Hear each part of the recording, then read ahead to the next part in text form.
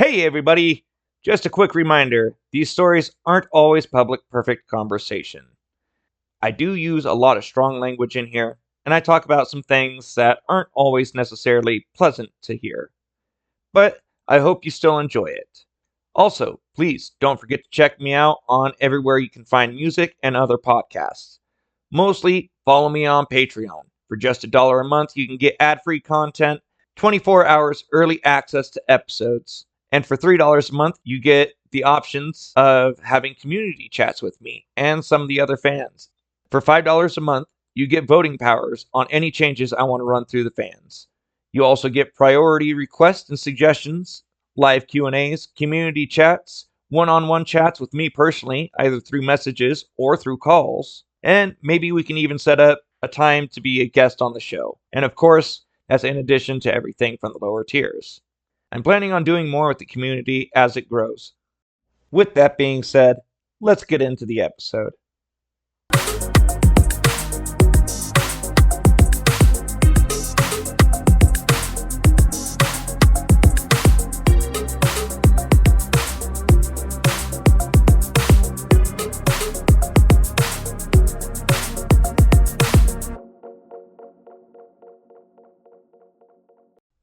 Hey everybody, welcome back. This is Stories from Behind the Counter, and as always, I'm your host, Alpha. First off, I want to give a big shout out to who is quickly rising to get more downloads than anyone right now. My listeners in Singapore. Kind of shocked at that, not gonna lie. But I would love to hear from you guys. Please, if you're listening, comment, get me on my Facebook, get me on my Instagram, come see me on my Patreon. I love it. I want to know what you guys deal with in your side of the world and see how different or possibly how same everything can be. But I love that you're listening. I love that you're downloading my show. Please keep it up. Keep spreading the word around. Keep downloading my show. And I love it. Thank you so much. Hopefully I can get more of a global presence and I can hear from other people as well. But right now, Singapore, you are honestly in third place for most downloads of my show in the whole world right now. I love it. Big shout out. That being said, anyone else around the world, I do see you as well. Kazakhstan, Brazil, Uruguay, I see you. Reach out. You do the same too, please. Keep spreading the word. Spread the show. I love it. I want to hear from you guys. Now that I've repeated myself a few times, though, let's go ahead and get into the episode. We got some more fun stuff in this one.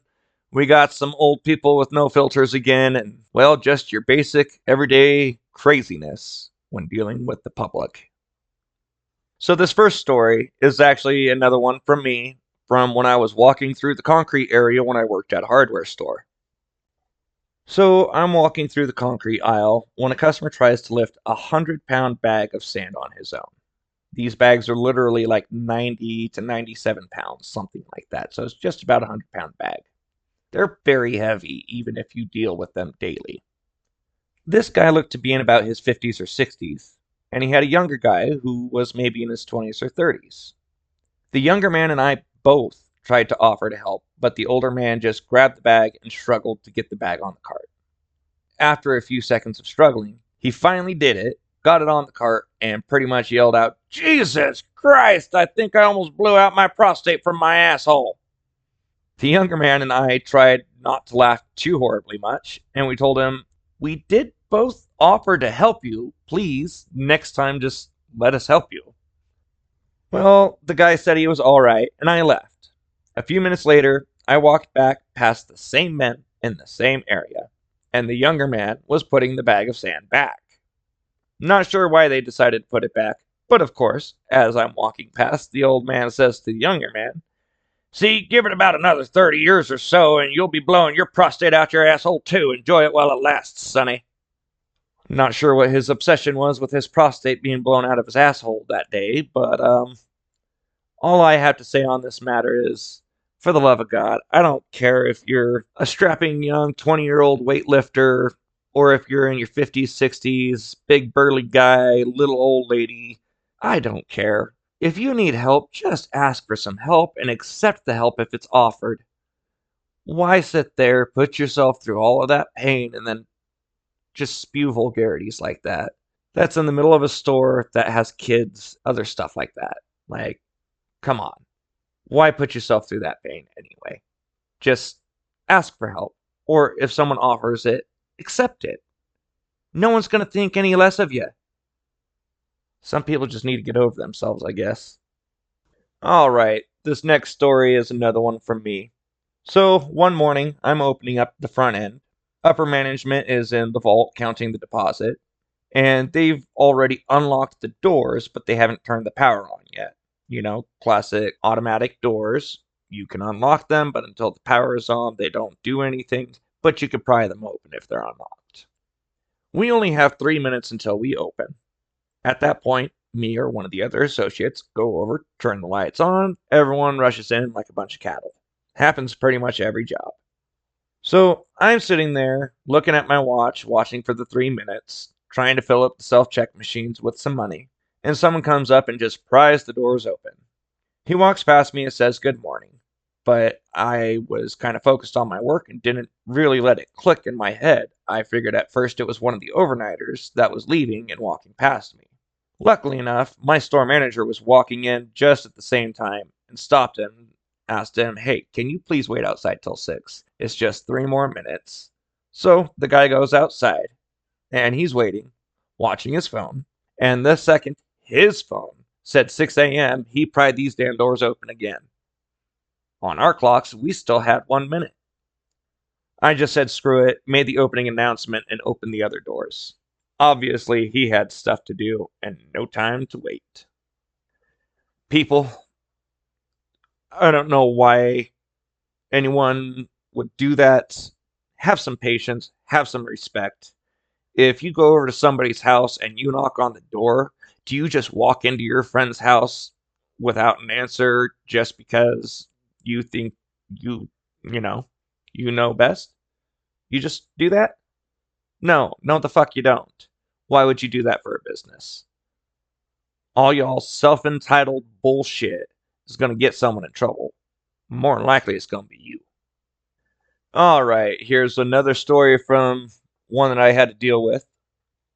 In my town, hell, in my state, we get a lot of good crazy people. I tend to joke that the state I live in is just one giant loony bin. Some of us just get the luxury of getting our own rooms and the jackets to help us hug ourselves. Everyone else is out running around, left to their own devices for the most part. Well, this guy was pretty crazy. There was a guy riding an electric bike down the road when apparently someone almost hit him. So, naturally out of anger, what does he do? He follows the guy. Well, he ended up following the guy to, can you guess it, right where I was working.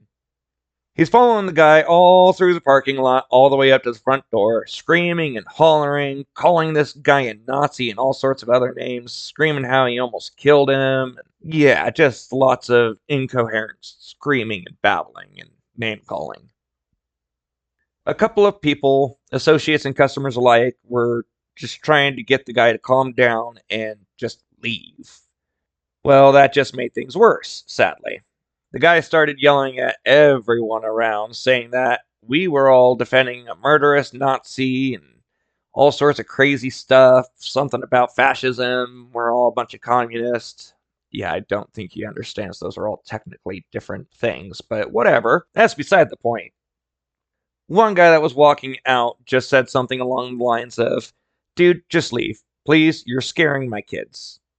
The guy that spoke up had, I think, 2 or 3 kids with him, and they all looked under 10. Well, him saying, "Dude, just leave, you're scaring my kids," completely set this guy off even more. He started following the guy with the kids out to the parking lot, screaming at him, not caring at all that there's children there. Well, that's when one customer, another associate, and myself literally dropped what we had in our hands and started following the guy out. We shouted at him that if he wanted to start a fight, he didn't need to do it around kids. He needed to leave, or we'd be calling the police. We were all ready to pretty much pounce on this guy if anything had happened to those kids. Luckily enough, after a little bit of back and forth, the guy on the bike just left. But the third guy, the customer that followed my coworker and I out, figured that was not enough, so he decided to follow the guy on the electric bike. I'm not sure what happened after that. I never saw anything in the papers, never heard anything, no kind of scuttlebutt around the store or the town. But yeah, that one was an interesting day. The only other thing I have to say on that matter is I'm just saying I don't care what's going on if you're going to fight somebody and not care about kids. And especially if I see something happen to those kids because of your stupidity and ignorance, you best bet I am more than willing to go to jail and or lose my job just to put you in your fucking place. And there's a lot of people in my town that feel the same way. Do what you want to do, man up to who you want to. Don't fucking put kids in danger. All right, moving on to the next story. So this next one is another one from me. Just for some background, when I'm at work, if I don't have a specific uniform I have to wear, I enjoy wearing button-ups, bright colors, different patterns, etc., etc., etc. I do tend to dress rather uniquely, especially for the redneck area I live in, but I always look professional and nice. That, however, sometimes lead people to jump to assumptions, which they're not always wrong, but they also tend to be assholes about it. This one, I couldn't tell if he was trying to be an asshole or if he was trying to be funny or a little bit of both. But I'm not gonna lie, I couldn't help but die laughing at the end of it because it was a new one. One day, I'm working at the returns desk. I'm helping knock out a line that they had. We clear the line, and I walk over to my coworker, who is helping an elderly man. And I see someone just kind of pacing back and forth behind the old man. So I holler over and I say, "Oh, hey, how you doing today?" The gentleman that's pacing back and forth replies, "I'm fine, thanks." And he stands closer to the old man, and pretty much signifying, I don't need any help, I'm just waiting on him. Before I got the chance to say or do anything else, the old man turns to the other man that was just pacing and says, about me, mind you, "Be careful, he might ask you out to dinner next." My coworker and I laughed it off because, well, A, it's not the worst thing someone has ever said to me or about me. B, maybe he just meant it as a joke. But I can't tell. No biggie either way, at least not to me. The old man turns to my coworker and he asks her if she would like a Tootsie Roll. He explained that he had a whole pocket full. She politely declined and said that she was perfectly fine. Thank you, though. Without missing a beat, the old man turns to me and says flatly, "It's Adam and Eve, not Adam and Steve. You don't get a Tootsie Roll." And he walked away without saying anything else. At that point, I just died of laughter. I turned probably about as red as a tomato, had to run into the back of the service desk area so that I could laugh in peace, while my coworker is standing there in complete and utter shock, wondering if I'm okay. Yeah, that was an interesting one, but again, not the worst thing I've had happen to me. All right, we got one more story for this episode. This one's from Harmony. She's written in before. Harmony said, "We had a customer try to wash their aquarium rocks and gravel in either a dishwasher or a clothes washer. I honestly can't remember exactly which one it was, but I'm pretty sure it was a clothes washer. Well, they wanted to complain and they wanted a refund when the washer broke, and that it was apparently the store's fault. I don't remember too many of the details on this and why they tried to claim it was our fault, but they actually brought it into the store with the gravel still in it. I don't think that we refunded anything, but they still left the washer at the store. I don't remember the full outcome of this one, but I just remember the entire scenario was just insane." This is me speaking as Alpha. Yeah, we get people that are just flat out pretty well stupid. I know it's hard to remember details, especially after you've dealt with so much stupid crap. It all kind of blends together, and especially depending on how long ago it was, details get a little shaky with time. But that's definitely an interesting scenario. Kind of reminds me of the other one I believe I just told on the last episode. that someone claimed an associate told them to spray paint the inside of their dryer. So they did, and when their clothes came out completely painted, they wanted to try and hold the store liable. Just goes to show that common sense is not very common. And the saddest part is, it's not even coming out of the younger generations like most people complain about. I'm seeing this from a lot more of the boomers and, the older generations that I remember being taught common sense from. And they would tell me, why would you do something like that? That's stupid. That's not a great idea. Well, now a lot of them don't have anyone telling them the same thing anymore, and they seem to be reverting. Or something's going on, I don't know. But I worry for society at this point. Anywho, on that note, I think we're going to go ahead and call this an episode. I know it's a little bit shorter than usual, but, well, keep sending me stories. I might be able to make more episodes or just make them longer, either which way. I need you guys' help. So that's your guys' homework. Think about some stories. Send them to me. Send me a message on Instagram. Send me a message on Facebook. Wherever you want to reach out to me. Patreon. We'll figure something out. You want to be on the show?